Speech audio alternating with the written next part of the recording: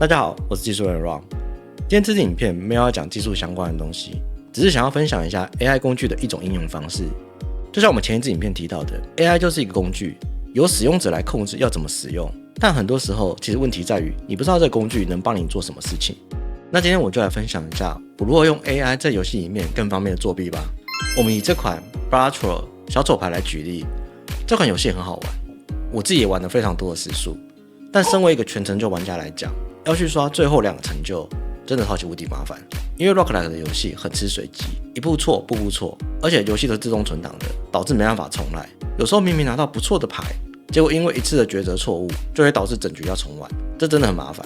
所以大多數想拿成就的玩家都會選擇 SL 大法，也就是找到遊戲的存檔位置，直接去手動複製存檔並保存。如果失敗了，再手動回檔，如此反覆操作。但這樣就很麻煩啦。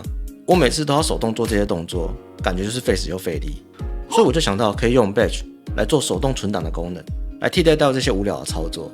可是我不會寫 Batch 啊，那該怎麼辦呢？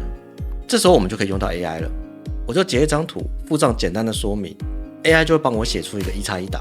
當然，中間測試一定會有些問題，一樣也是跟 AI 對話，它就會幫你修改。這樣子前後後其實花不到10分鐘的時間，就把工具做出來了。那我們可以來測試一下。那我們要怎麼用 Batch 呢？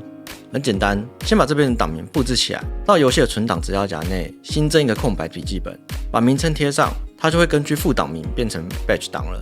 接着用筆記本把它打開，把剛剛 AI 做好的程式複製貼上，然後存檔，這樣就可以了。我把操作都盡可能的簡單化，全部都是用數字鍵就可以操作，比如馬上備份跟馬上回檔。這麼我可以打開遊戲來隨便試試看。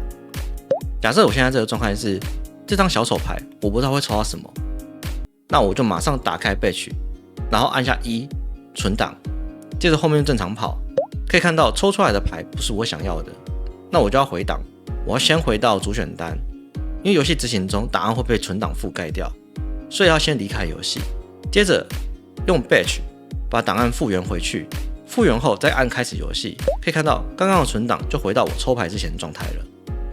這樣一來，我們就可以避免一個小錯誤而導致要重開一局的狀況了，是不是很簡單？順帶一提，非常多 Steam 的遊戲都可以套用這類的方法。就像我們Unity存檔影片說的，大多數遊戲存檔路徑都在本機端找得到，所以都可以去複製或是篡改。好了，以上就是本期影片的全部內容。如果你有玩小丑牌，需要這個工具的話，我把工具放在資訊欄內，有需要的都可以自己下載。那我們就下部影片見啦。